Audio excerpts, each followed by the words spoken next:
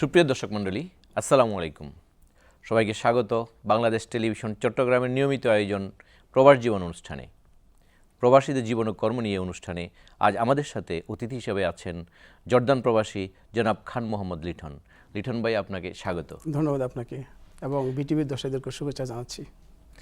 আমরা শুরুতেই জানতে চাইব আপনি কেন এই জর্দানকে বেছে নিয়েছিলেন। আপনার যাওয়ার যেই পথ ছিল সেটা কতটুকু বন্ধুর ছিল, কতটুকু কষ্টের ছিল, অথবা আনন্দদায়ক ছিল কিনা? আমি যখন এসএসসি পরীক্ষা দিই, ওই সময়টাতে এসএসসি পরীক্ষা দেওয়ার পরে একটু গ্যাপ পাই। গ্যাপ পাওয়ার পরে ওই টাইমটাতে আমার আব্বু একটু অসুস্থ ছিল। তো ফ্যামিলির যেই একটা ক্রাইসিস থাকে মধ্যবিত্ত ফ্যামিলিগুলোতে, তো ওরকম সমস্যার সম্মুখীন হয়েছি। পরে আপনার আব্বু ভাবলো যে ওকে একটু বাইরে পাঠিয়ে দেই।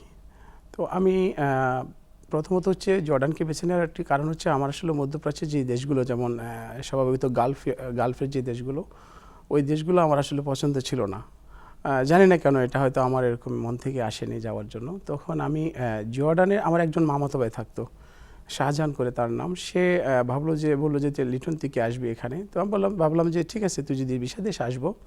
উনি আমাকে ভিসা দিয়েছিলেন, বলছিলেন যে এটা অরিজিনাল ভিসা, কিন্তু আসলে ভিসাটা ট্যুরিস্টের ছিল। আমাকে এটা তিনি বলেন নাই, হয়তো তার এটা মানে জানি না কেন বলেন নাই। যখন আমি জর্ডানে গিয়েছি, আপনার এয়ারপোর্টে গেলাম, তখন গিয়ে বুঝলাম যে এটা ট্যুরিস্ট ভিসা। বিকজ হচ্ছে তারা আমাদের থেকে পাসপোর্টগুলো নিয়ে নিয়েছিল। যখন পাসপোর্টটা নিয়েছিল, আপনার অরিজিনাল ভিসা হলে পাসপোর্ট কিন্তু কেউ ধরবে না, হাত লাগাবে না। তো আমরা পাসপোর্ট নিয়ে নেওয়ার পরে, যেহেতু আমরা একটু লেখাপড়া করেছি, আমরা তো বুঝলাম যে মনে হয় এটা একটু সমস্যা আছে। ওই মুহূর্তে কিছুর করার ছিল না আসলে। এয়ারপোর্ট পাস হওয়ার পরে আমাদেরকে মরুভূমিতে নিয়ে গিয়েছিল। ধরেন ওখানে একটি ফ্যাক্টরি ছিল, রাতের বেলা গিয়েছিলাম, আর তেমন একটা বুঝতে পারিনি, কিন্তু পুরোটা সকালবেলা দেখলাম যে পুরোটা একটু মরুভূমি অঞ্চল। এটা জর্ডানের রাজধানী আম্মান শহর থেকে অনেক বাইরে। ওখানে গিয়ে দেখলাম প্রায় 500 কাছাকাছি বাংলাদেশি, সবাই ট্যুরিস্টের, কারো ভিসা নাই সেখানে। একটি ফ্যাক্টরি আছে, কেকের ফ্যাক্টরি, সেখানে তারা এই 500 বাঙালি কাজ করে, তাদের কারো বৈধ কোনো কাগজপত্র নেই। এই হলো পরিস্থিতি। তখন আপনার লং টাইম ওখানে ধরেন থাকা হয়নি, আমি 3 মাস ওখানে ছিলাম। 3 মাস থাকার পরে এর মধ্যে আমি কিন্তু যে আমাকে নিয়ে গিয়েছিল তাকে আমি বলছিলাম যে এটা কিন্তু ঠিক করেনি, এটা কিন্তু অরিজিনাল ভিসা না, ট্যুরিস্ট ভিসায় আসা জানলে আমি আসতাম না, এবং এটা খুব একটা রিস্ক হয়ে গেল আমার জীবনের জন্য। ভাবলাম যে ওখান থেকে কিন্তু একটা পথ খোলা আছে। আপনার যেহেতু আমি অনেক আগে গিয়েছি, 21 বছর আগে প্রায়, ওখান থেকে আপনার সিরিয়া হয়ে বাই রুটে আপনার ইউরোপ যাওয়ার একটা সুযোগ আছিল। তখন ভাবলাম যে আমি ইউরোপ চলে যাব। আমার কিন্তু এটা মাথায় ছিল, তখন ওই বয়সটাই আমি আসলে ছিলাম, যখন আমার 19-20 বা 21 বছর বয়স। ভাবলাম যে ইউরোপ চলে যাব, কিন্তু আমি এই সুযোগটা নিইনি। কেন নিইনি জানি না। আমি ওখান থেকে 3 মাস পরে আমি চলে গেছিলাম রাজধানী আম্মানে। সেখানে যাওয়ার পরে আর একটু কঠিন সময় হলো, বিকজ হচ্ছে আপনার এখানে 500 প্রবাসী ছিল, কিন্তু আম্মানে যাওয়ার পরে আমি আর কোনো বিষয়টা কয় মাসের ছিল? আপনি ধরেন পাসপোর্ট না থাকলেও কয় মাস ওখানে থাকার জন্য বৈধ ছিলেন? এটাও আমি জানতাম না আসলে অ্যাকচুয়ালি ঠিক কত দিনের জন্য তারা ভিসা করেছে। আমার একটা ধারণা, তারা এই বিষয়টা এয়ারপোর্টটা পাস হওয়ার পরে ভিসাটার মেয়াদ আই থিঙ্ক শেষ হয়ে গেছিলো, 2-4-5 দিনের মধ্যে এটা শেষ হয়েছে। আমাদের পাসপোর্ট আমরা দেখিনি আসলে। ফ্যামিলিগতভাবে যখন আমরা তাকে প্রেশার দিয়েছি, এলাকার যেহেতু আত্মীয়, সে পাসপোর্টটা দিতে বাধ্য হয়েছে। দেখলাম যে পাসপোর্ট আমরা এয়ারপোর্ট পাস হওয়ার মানে 5 থেকে 6 দিনের মধ্যে মনে হয় বিষয়টা শেষ হয়ে গিয়েছিল। আমার ঠিক এক্স্যাক্টলি মনে নেই। তখন আমি আম্মানে যাওয়ার পরে আপনার বাংলাদেশি পাইনি খুব একটা, 2-3 দিনের মধ্যে বাংলাদেশি দেখিনি, কিন্তু একজন বাংলাদেশি আমাদের ছিল সেখানে, প্রতিষ্ঠিত। সে এখনও সে খুব ভালো অবস্থায় আছে। তিনার কাছে যাওয়ার পরে তিনি আমাকে একটা ভালো অবস্থায় কীভাবে যাইতে পারবে একটা পরামর্শ দিয়েছিল। যে আমি ভাবলাম যে উনি আমার যেহেতু উনার বাড়ি কুমিল্লাতে, ওনার নাম ওয়ালিদ। তো উনি আমাকে বলছে যে ঠিক আছে ভাই, দেখি তোর জন্য কী করা যায়, যে তুই কাজ জানিস বা তুই ফ্যাশন ডিজাইনের সাথে জড়িত, দেখি তোর জন্য কী করা যায়। উনি আমাকে মোটামুটি একটা আশ্রয়ের মতো করে দিয়েছিল, এবং উনি আমাকে খুব ভালো একটা অবস্থা যাতে যাইতে পারে, যেটা আমি আপনাকে বললাম। উনি আমাকে একটা পরীক্ষার ব্যবস্থা করে, যেটাতে আমি ইন্টারভিউ দিয়ে, ও দেশের রয়্যাল ফ্যামিলির একটা নিজস্ব বুটিক্স আছে, জি, ওটা আমরা বুটিক্স বলি আমাদের বাংলাদেশে, কিন্তু ফ্যাশন হাউস। ওই ফ্যাশন হাউসটিতে আপনার ওনার হয়তো কোনো মাধ্যমে পরিচয় ছিল বা কোনো নিউজ পেপারে দিছে। উনি বলছে যে ঠিক আছে, আমি ওখানে তোমাকে পরীক্ষা দেওয়ার ব্যবস্থা করে দেবো। যাওয়ার পরে ভাগ্য ভালো, ওনারা আমার থেকে 3টা পরীক্ষা নিয়েছেন, 3টাতে আমি পাশ করেছি, এবং আমি ওখানে আপনার কাজে এখন পর্যন্ত ওখানেই আছি। আপনার যদি রয়্যাল ফ্যামিলিতে ওই জবটা না হতো, আপনার কি অবস্থা হতো? এটা আসলে কপাল। আমি ক্রেডিট দেব যিনি আমাকে হেল্প করেছেন তাকে। আপনার মতো এরকম অনেক লিটন ওখানে গিয়েছেন যে 500 দেখেছেন আপনি মরুভূমিতে, আর তাদের ভাগ্যে কি জুটেছিল? জি, থ্যাংক ইউ সো মাচ। আপনি খুব ভালো প্রশ্ন করেছেন, এটা আমি সব ভুলে গিয়েছিলাম। এই 500 প্রবাসীর ক্ষেত্রে আমি যখন ওখানে 3 মাস থেকেছি, কিন্তু আমি চলে যাওয়ার পরে আমি ওদেরকে আর কাউকে খুব একসাথে তো দেখিনি। 2008 সালে জর্ডান সরকার আপনার একটা সুযোগ দিয়েছিল, যারা অবৈধ আছে তারা যাতে সুযোগটা নেয় বৈধ হওয়ার। তখন আমাদের ওখানে কিন্তু দূতাবাস ছিল, কিন্তু কার্যক্রমটা খুব সীমিত ছিল, এবং তারা আরেকটা দেশের কার্যক্রম করতে, সেটা হচ্ছে লেবাননে তখন আমাদের যুদ্ধের কারণে যে অ্যাম্বাসিটা ছিল সেটা জর্ডানে চলে আসছিল, এবং 2 দেশের কাজ তারা একসাথে করতো। তো আপনার ওরা আপনার 500 যে প্রবাসীরা, তারা বিভিন্ন গার্মেন্টস সেক্টরে আপনার কাজ জানুক কিংবা না জানুক, হেল্পার হিসেবে কিন্তু ঢুকে গিয়েছিল তখন। প্রথম যখন বিমান থেকে নামলেন, জর্দানে যখন নেমেছেন, সেই রাতে যে খাবারটা খেয়েছেন যাওয়ার পরে, ওই পরিবেশটা আপনার কেমন লাগছিল তখন? ধন্যবাদ। আমি যখন আমরা তো দেখেন, আমরা যদি সবাই যখন এই ইয়ং বয়সটা যখন বিদেশ যাওয়ার একটা স্বপ্ন থাকে, বিগত হচ্ছে লেখাপড়া যদি খুব ভালো স্টুডেন্ট হয় বা ভালো ফ্যামিলি থেকে হয়, দেখেন সাপোর্টটা বিশাল বড় কিছু হয়ে ওঠে না অনেক ফ্যামিলিতে। আমি যখন প্রবাসে চলে গিয়েছিলাম, প্রথমত এয়ারপোর্ট থেকে নেমে যে হাউসটিতে গিয়েছিলাম, আমার কাছে মনে হয়েছিল এখানে এটা পরিবেশটা খুব একটা সুবিধা মনে হয়নি আমার কাছে, বিকজ অনেক লোক এবং অপরিচ্ছন্ন আমার কাছে ভালো লাগেনি। প্রথম খানাটা কেমন লাগছে? এখানে মায়ের হাতে খেতেন, বাসায় দেশে যেমন ছিল, ওখানে যাওয়ার পরে যখন আপনি ভিন্ন ইয়েতে পেয়েছেন, খানার স্বাদ কিংবা পরিবেশনা, এগুলো আপনার কেমন লেগেছিল? গিয়ে দেখলাম যে সেখানে সবাই ছেলেরা পাকশাক করছে, রান্নাবান্না করলো, মুরগি পাকাইছিল আপনার আমাদের দেশের, এটা খুব দেশীয়ভাবে আপনার যেরকম হয় আসলে ব্যাচেলার জীবন, ঠিক ওরকম ওরা দিয়েছিল।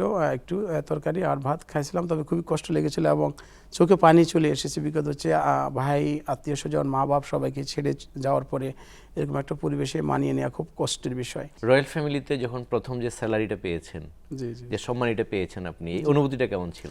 অসাধারণ অনুভূতি ছিল। আমি যখন ওখানে আপনার ইনকামের থেকে আমি যেখানে একটা আপনার একটা পরিবেশে গিয়েছি, পরিবেশটা কিন্তু সম্পূর্ণ ভিন্ন। আমি মরুভূমি থেকে ওই দেশের সর্বোচ্চ পর্যায়ের একটি প্রতিষ্ঠানে গিয়ে যখন পৌঁছেছি, তখন আমার কাছে ভালো লাগছে। আমি বেতনটার দিকে তেমন একটা তাকাইনি, কিন্তু পরিবেশ দেখে তাদের আন্তরিকতা এবং তাদের কথাবার্তা আমার খুব ভালো লেগেছে, এবং তাদের যে পরিবেশনা, তারা খুব ভালো আপ্যায়ন করেছে আমাকে, এবং পরিবেশ দিয়েছে, একটি সময় দিয়েছে সরকারি যে টাইমটা, ওই টাইমের মধ্যে ওনারা 8 ঘন্টা ডিউটি এবং ড্রাইভার দিয়েছে, খুব ভালো লেগেছে। এবং প্রথম বেতনটা আমি যখন পেয়েছি, আমি 180 দিনার, জর্ডানি দিনারের তখন পেয়েছিলাম। ওটি পেয়ে আমার কাছে খুবই ভালো হয়েছে, এবং সাথে সাথে টাকাটা আমি বাংলাদেশে প্রেরণ করেছি আব্বু আম্মুর কাছে। কাজ করতে গিয়ে কখনো ভুল করেছেন, যেটা ধরেন রয়্যাল ফ্যামিলির যারা যেরকম ডিজাইন চায়, আপনি ওরকম ডিজাইন ফুলফিল করতে পারেন নাই, বকাঝকা খেয়েছেন, বা এই জাতীয় মন খারাপ হয়েছে যে কাজ ফেলে বাড়িতেই চলে যাই, এরকম কোনো অবস্থা হয়েছিল কখনো? এরকম আমার নিজের ক্ষেত্রে হয়নি। আমি যখন ওখানে চাকরি পাই, তখন আমি আমার বাংলাদেশ থেকে আমার বড় ভাইকে নিয়ে গিয়েছিলাম, যার নাম সেলিম। উনি এখনও জর্ডানে আছেন। ওনাকে আমি যখন নিয়ে গিয়েছিলাম, ওনার কাজ ছিল উনি কাটিং করবে, অর্থাৎ যে ড্রেসগুলো হয় ওই ড্রেসগুলো উনি কাটিং করবে, সেলাই করবে অন্য ব্যক্তি। ওনাকে নেওয়ার পরে উনি একটি জামা আপনার ভুল করে কেটে ফেলেছিল, যেটি অনেক মূল্যবান। ওই আমাদের এই কাপড়গুলো শুধুমাত্র ইটালি থেকে ওনারা নিজস্বভাবে নিয়ে আসে, এক্সপেন্সিভ অনেক, এবং সেটা তিনি ভুল করেছেন, যেটার জন্য আমি অনেক বকা খেয়েছি, এবং আমার বাইকে সেখান থেকে ওনারা বের করে দিয়েছিল। বের করে দেওয়ার পরে বাইটিকে বাংলাদেশে পাঠিয়ে দিতে চেয়েছিল। আমি বলছিলাম যে আমরা গরিব মানুষ, আমার বাইটি আসলে ফ্যামিলি আছে, বাচ্চা কাচ্চা আছে। তখন বললো যে ঠিক আছে, তাইলে তোমার ভাই এখান থেকে চলে যাক, অন্য কোথাও কিছু করে খাক। তখন জর্ডানের আমি ওনাকে অন্য জায়গায় একটা প্রতিষ্ঠানে চাকরি দিয়েছি। এখন পর্যন্ত তিনি টেইলারিং কাজ জানে, এবং সেই সেকশনে তিনি কাজ করছেন। এটা আমার জীবনে খুব কষ্টের বিষয়। আমি বাইকে নিয়েছি, কিন্তু কোনো ঠিক মতো তাকে এখনো উনি জর্ডান আছে, তবে ওনার কাগজপত্র নেই, যেহেতু উনি ওই জায়গায় গিয়েছেন, সেখান থেকে রিলিজ আনার কোনো সুযোগ নেই। আসলে একবারই আসতে হবে। আপনি যখন জর্ডানে গিয়েছিলেন, সে 21 বছর আগের অবস্থান আর বর্তমান অবস্থা, পার্থক্যটা কি দেখছেন? অনেক ধন্যবাদ আপনাকে সুন্দর একটি প্রশ্ন করার জন্য। দেখেন, আমি যখন গিয়েছি, তখন আমার স্বপ্ন ছিল অন্যরকম। আমি ইয়াং ছিলাম অনেক, যেহেতু 20 বছর 21 বছর আগের। আমার স্বপ্ন ছিল যে আমি কিছুদিন প্রবাসে থাকবো, থেকে বাংলাদেশে চলে যাব। কিন্তু প্রত্যেকটি প্রবাসীর এই স্বপ্ন থাকে যে আমি 4-5 বছর থাকবো, বাংলাদেশে গিয়ে ব্যবসা করবো, কিছু একটা করবো। কিন্তু দেখতে দেখতে আমার 21 বছর পার হয়ে গেছে জর্ডানে, কিন্তু এখন আমার আর বাংলাদেশ ভালো লাগছে না এই মুহূর্তে। আমি যদি এই দেশের সন্তান, দেশের মাটি এবং আবহাওয়া আমি বড় হয়েছি, আমার এদেশের প্রতি মায়া মমতা ভালোবাসা অনেক বেশি। প্রত্যেকটি প্রবাসীর মায়া মমতা ভালোবাসা দ্বিগুণের থেকে বেশি বেশি বেড়ে যায় যখন সে প্রবাসে থাকে। তো আমি পার্থক্য এতটুকুই বলবো, যেহেতু আমি একজন প্রবাসী, প্রবাসীরা আপনার যখন একটা অবস্থান তৈরি হয়ে যায় সেই অবস্থানটা তারা খুব সহজে ছেড়ে, মায়া যে একটা মায়ার বন্ধন তৈরি হয় সেটা সহজে ছেড়ে আসতে পারে না, আর চাইলেও আপনি আসতে পারবেন না। বিকজ হচ্ছে একজন প্রবাসী যখন বাংলাদেশ ছেড়ে যায়, আমি আমার ক্ষেত্রে ওটা বলছি, এই মুহূর্তে আমি বাংলাদেশে আসলে আমার কোথাও কোনো স্পেস আমি মনে করি নাই, আমার এক পয়সার মূল্য নেই। কারণ আমি যেই কাজটা জানি বা যেই অবস্থায় আমি গিয়েছি বাংলাদেশ, সেটা আমার পক্ষে করা সম্ভব নয়। কারণ আমাদের দেশে যে ছেলেপেলেরা মাশাআল্লাহ অনেক জেনারেশন এর মধ্যে চেঞ্জ হয়েছে, তাদের নলেজ আমাদের থেকে বহু আগানো এবং তারা বাংলাদেশকে সামনের দিকে নেতৃত্ব দিয়ে নিয়ে যাবে। আমরা প্রবাসে আছি, আল্লাহ যতদিন রাখে সুন্দরভাবে চেষ্টা করবো আর কিছুদিন থাকার, এবং ইনশাআল্লাহ যদি বেঁচে থাকি অবশ্যই বাংলাদেশে ব্যাক করবো। যতদিন শ্রম দিতে পারবেন রয়্যাল ফ্যামিলির এই পদে আপনি থাকবেন। যখন শ্রম দেওয়ার এই বয়সে জীর্ণ হয়ে যাবেন, আপনি প্রৌঢ় হয়ে যাবেন, আপনি ওখানে তো থাকতে পারবেন না, তখন আপনার গন্তব্য কি বাংলাদেশ হবে না ওখানেই বসবাস করবেন স্থায়ীভাবে? সরকারি, এটা একটা সরকারি চাকরির মতোই, যেহেতু রয়্যাল ফ্যামিলির যে কাজ এখানে হয়, তো ওনারা আমাকে আসলে ওখানে একটা সিস্টেম আছে 18 বছর পরে আর আপনি চাকরি করতে পারবেন না। কিন্তু যেহেতু আমি এখনও ইয়াং আছি, আমার যদিও আমার বয়স হয়েছে আমি বুঝতেছি না এরকম, কিন্তু আমার মন থেকে আমি এখনও ইয়াং, ওনারা আমাকে এখনও প্রয়োজন। আমি চাই আমি আরও কিছুদিন সেখানে জবটা করব এবং সততার সাথে করতে চাই, এবং এখন পর্যন্ত ওনাদেরও আমাকে প্রয়োজন আছে, আমারও ওনাদেরকে প্রয়োজন আছে। ইনশাল্লাহ কিছুদিন যাক, 2 থেকে 3 বছর আমার একটা টার্গেট আছে, এরপর আমি ইনশাল্লাহ অবশ্যই বাংলাদেশে ব্যাক করে চলে আসবো। বাংলাদেশে ব্যাক করবেন। দেশে আসলে কি করবেন, কি পরিকল্পনা আছে? দেশে আসলে প্রত্যেকটা প্রবাসী একটা স্বপ্ন থাকে কিছু না কিছু একটু করব, সেটা করার আগ পর্যন্ত হয়তো আমি এর মধ্যে চিন্তা করব। আমার ইচ্ছা আছে আপনার ব্যবসা করার, একটা ব্যবসা করবো। যে ফ্যাশন ডিজাইন লাইনে না অন্য কোনো? আমি দুটোই মাথায় রেখেছি, বাকিটা আল্লাহর ইচ্ছা। আমি অন্য কোনো লাইনে হয়ে করতে পারি, কিন্তু যেহেতু আমি এটা কর্মটা জানি, হয়তো এই জিনিসটা আমার জন্য সহজ হবে এবং চেষ্টা করবো এই লাইনে থাকার জন্য। যারা প্রবাস যেতে চায়, আমি ধরেন প্রবাস যাব, জর্দানকে আমি কেন পছন্দ করে নেব? দেখেন, মধ্যপ্রাচ্যের প্রত্যেক দেশ, যেমন সৌদি আরব, কাতার, কুয়েত, ওমান, দুবাই, বাহরাইন, এই দেশগুলোতে আমাদের লং টাইম ধরে প্রবাসীরা কিন্তু চাকরি বাকরি করছে। এখানে ধরেন হচ্ছে এই বাজারের বাইরে কিন্তু আমরা আসলে খুব একটা ভালো বাজার তৈরি করতে পারিনি এখন পর্যন্ত।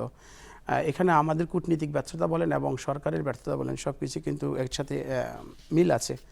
বিকজ হচ্ছে আমরা গতানুগতিক যেই ধারা, এই যে সৌদি আরব, কাতার, কুয়েত, দুবাই, এগুলোতে আছে। আমরা একটু বাইরে গিয়ে যদি দেখি, জর্ডান কিন্তু খুবই ভালো দেশ, এবং তারা কিন্তু অত আহামরি ধনী না হলেও তাদের পরিবেশ, কৃষ্টি কালচার, এবং তারা যেহেতু মুসলিম, এবং আমাদের প্রবাসী বাংলাদেশিরা ওই দেশটিতে খুব সুন্দরভাবে আছেন এবং ভালো ভালো জায়গায় তারা কিন্তু চাকরি করছেন। আমাদের প্রবাসীরা কিন্তু কনস্ট্রাকশন ডিপার্টমেন্টে চাকরি করে না, আমাদের প্রবাসীরা ড্রাইভিংয়ে চাকরি করে না। আমাদের প্রবাসীদের কিছু নির্দিষ্ট গন্তব্য আছে ওখানে। আমাদের প্রবাসীরা গার্মেন্টস সেক্টরটাকে মোটামুটি প্রায় 80 ভাগ আমাদের প্রবাসী বাংলাদেশিদের দখলে আছে, বাকি 20 ভাগ আমি অন্যান্য দেশের লোকরা, জি জর্ডান, এটা আমাদের আছে। আমাদের প্রচুর পরিমাণে প্রবাসী বাংলাদেশি মেয়েরা আছে সেখানে, আমাদের নারী কর্মীরা, যারা আমাদের মা বোন, এবং খুব সম্মানের সাথে এবং নিরাপত্তার সাথে তারা চাকরি বাকরি করছেন। আমি চাই যে এনিহাউ আমি চলে যাই, কি কাজ জানি কি জানি না, বিষয় কি, এসব কিছু যাচাই করার মানসিকতা আমার নেই। জাস্ট আমার মনে হলো আমি ফ্লাই করে সৌদি আরব নামলাম, অনেক টাকার মালিক হয়ে যাব, এরকম একটা মনোভাব আমি পোষণ করি। তো এখন ধরেন সরকার পাঠাবে কিংবা কোনো এজেন্সি পাঠাবে, তার আর এখানে কিছু করার থাকে না। আমি সিগনেচার নেওয়ার ক্ষেত্রে, কাগজপত্রগুলো সাবমিশনের ক্ষেত্রে আমি ধরেন এক প্রকার মানে ওই যে উদ্বিগ্ন থেকে আমার যেই যাওয়ার যে প্রেরণা, আমি প্রতারণা আশ্রয় নিয়ে কাগজ সাবমিট করছি যে আমি খুব দক্ষ, আমি এই শ্রমিক, আমি এই পারি সেই পারি, কিন্তু আসলে কাজের বেলায় কিছু নেই। তো দায়টা আলটিমেটলি গভর্নমেন্টের উপরেই আসে। শ্রমিক দক্ষ করে পাঠানোর জন্য এখানে টিটিসি আছে, 3 দিনের প্রশিক্ষণ, 3 মাসের প্রশিক্ষণ, নানাবিধ কোর্স আছে, যথেষ্ট ইমপ্রুভ হয়েছে। আমি নিজে গত মাসে গিয়েছি টিটিসিতে। তো কিন্তু যারা যাবে তাদের যে সচেতনতা, তাদের জন্য কিছু বলুন। এই যে কাজ না জেনে যায়, সেখানে গিয়ে তারা যেই সমস্যাগুলো এই মুখে পড়ে, আপনি এরকম শ্রমিক পেয়েছেন কিনা যারা যে বিষয়ে গেলেও কাজ জানে না গিয়ে সমস্যায় পড়েছে, এরকম লোক পেয়েছেন কি? প্রবাসীরা যদি কাজ জেনে যায়, এখানে দুটো লাভ। একটা হচ্ছে তার কোনো কাজ নিয়ে চিন্তা থাকে না, যে কাজটা আমি জানি, এটা নিয়ে আর কোনো টেনশন করতে হয় না, আর মাসে সে স্যালারিটা কিন্তু সুন্দরভাবে পায়। আর একটা কথা বলবো যে ভাষার ব্যাপারটা, মধ্যপ্রাচ্যে কিন্তু ভাষাটা খুব ডিফিকাল্ট। আরবি ভাষাটা যদি আপনি বুঝতে পারেন খুব সহজ, যদি না বুঝতে পারেন কিন্তু কঠিন। এখানে বাংলাদেশের ট্রেনিং সেন্টার আছে, আরবি ভাষা কিন্তু তারা শিক্ষা দেয়। আর হচ্ছে আপনাদের কাজ জেনে যদি না যায়, কেউ যদি ধোঁকাবাজের আশ্রয় নেয়, যেটা আপনি বলেছেন আপনার প্রশ্নে, সেখানে যদি এরকম আমরা কিন্তু করে থাকি, আমরা যেহেতু বাংলাদেশে আমরা জানি আপনি যে প্রশ্নটা করেছেন, এটা বেশিরভাগ ক্ষেত্রে হয়ে থাকে। আসলে যিনি করছেন তিনি ভুল করছেন, এবং যিনারা ভালোভাবে যাচাই বাছাই না করে তিনি কতটুকু আসলে কাজটা জানেন, যাচাই বাছাই করার সরকারি বিভিন্ন মাধ্যম আছে, যেটা আপনি বললেন টিটিসি, ওনারা আসলে ওনাদের কাজটা ওনারা করে সত্য, কিন্তু আমরা প্রবাস যাওয়ার যে প্রবণতা, এটা থেকে আমরা চাই যে কোনো এনিহাও আমরা ওখানে গিয়ে চলে যাব, কিন্তু এটা আমাদের ভুল, এবং এটা আমাদেরকে সম্পূর্ণ একটা বিপদগ্রস্তর মধ্যে ফেলে দিবে শেষ পর্যন্ত, এবং যেটাতে আমাদের পরিবার আর্থিকভাবে, পারিবারিকভাবে একজন ব্যক্তি নিজে ওটার জন্য ভুল একটা বিপদের মধ্যে পড়বে। এবং আমি বলবো অবশ্যই কাজ না জেনে আপনি যে বিষয়টিতে যাচ্ছেন সেই ব্যাপারে ভালোভাবে ধারণা নিয়ে আপনি চলে যাওয়া উচিত বলে আমি মনে করি। ওখানে বাংলাদেশের কোনো শ্রমিক কিংবা বাংলাদেশি পরিচিত কেউ যদি কোনো বিপদে পড়ে, আপনারা কোন লেভেলে সহযোগিতা করতে পারেন? প্রবাসীরা এখানে যখন বিপদে পড়ে, আপনি জানেন যে একটা এম্বাসি বা আপনার একটা দূতাবাস প্রত্যেকটি প্রবাসীর গার্ডিয়ান, অভিভাবক এবং রক্ষা কবচ। জর্ডানে যেহেতু আমাদের এম্বাসি আছে এবং আমাদের দূতাবাস রয়েছেন, এবং গত 3টি রাষ্ট্রদূত আমি নিজ চোখে এবং তাদের সাথে চলার সুযোগ আমার হয়েছে। তিনারা সৌভাগ্যবশত, আমরা বলবো খুবই সৌভাগ্য, জর্ডানের যারা রাষ্ট্রদূত হিসেবে যারা নিয়োগ পেয়েছেন তারা অত্যন্ত দক্ষ কূটনীতিক ছিলেন। তারা মোটামুটি কাজ করেছেন, এবং কখনোই এম্বাসির বিরুদ্ধে তেমন খুব একটা অভিযোগ আমরা উঠতে দেখিনি এখন পর্যন্ত। এবং যারা কাজ করছেন, প্রায় 2 লক্ষের কাছাকাছি প্রবাসী জর্ডান আছে, তারা বিপদে পড়লে এনিহাও তারা নাম্বার কালেক্ট করতে পারতেছেন গুগল থেকে, এবং প্রবাসী কমিউনিটিদের সাথেও তারা কথা বললে বা আমাদের সাথেও কথা বললে আমরা এম্বাসিকে জানাচ্ছি, এবং এম্বাসিও খুবই আন্তরিক এই ব্যাপারে। বর্তমান যিনি রাষ্ট্রদূত রয়েছেন নূরে হেলাল সাইফুর রহমান সাহেব, তিনি খুবই দক্ষ কূটনীতিক, এবং তিনি প্রবাসীদের জন্য আন্তরিক। অনেক ভিসা খোলা ছিল না ছেলেদের, তার দক্ষ কূটনীতিকের কারণে আমরা খুব এখন ছেলেদের ভিসা খোলা পাচ্ছি। উনি কাজ করছেন, এটা ওনার একটা আমি বলবো একটা বিজয়, এবং ভবিষ্যতে আমি চাইবো যে এই ধারাবাহিকতা অব্যাহত থাকবে, এবং আরও বেশি করে শ্রমিক কাজ জানা প্রবাসী যাতে বাংলাদেশ থেকে জর্ডানে যেতে পারে সেটা তিনি দেখবেন, আমি এটা আশা করি। তার শেষ আমি যে কথাটা বলতে চাই যে প্রবাসীদের যারা যাবেন, যারা সঠিক পদ্ধতিতে সঠিক বিষয় যাবেন, কোনো দালালের হাত ধরে না গিয়ে আপনি যাচাই বাছাই করে আপনি তারপরে প্রবাসে যে দেশে যান, কাজটি আপনি জেনে শুনে তারপরে প্রবাসে পা বাড়াবেন। কারণ প্রবাস মানে হচ্ছে আপনি নতুনভাবে জন্ম নেওয়ার একটি ধাপ আমি মনে করব। কারণ আপনি ভাষা পাচ্ছেন না, আপনি মা বাবা ভাই বোন আত্মীয় স্বজন কাউকে পাচ্ছেন না, আপনি শুধুমাত্র একজন ব্যক্তি হিসেবে সেখানে গিয়ে পা পালাবেন। যখন আপনি মায়ের পেট থেকে পৃথিবীতে আসেন, সেম টু আপনার সাথে ওখানেই হবে। ধন্যবাদ লিটন ভাই। সুপ্রিয় দর্শক মণ্ডলী, এতক্ষণ আপনারা একজন প্রবাসী, আমাদের শ্রদ্ধেয় প্রবাসী লিটন ভাইয়ের মুখেই তার বিদেশ যাওয়ার পর তার যে চাকরির যে সূচনা এবং প্রথম যে বেতনটা পেয়েছিলেন তার অনুভূতি জানিয়েছেন। রেমিটেন্স যোদ্ধারা আমাদের অর্থনীতিতে যে ভূমিকাটা রাখছেন, তাদের যে সমস্যার সম্ভাবনা রয়েছে, উনি ওনার অবস্থান থেকে এসব বিষয়ে কথা বলেছেন। তো আজ এ পর্যন্তই। অন্য কোনো একদিন অন্য কোনো এক অনুষ্ঠানে আবারও দেখা হবে। ততদিন ভালো থাকুন, সুস্থ থাকুন। বাংলাদেশ টেলিভিশন চট্টগ্রামের সঙ্গেই থাকুন। আল্লাহ হাফেজ।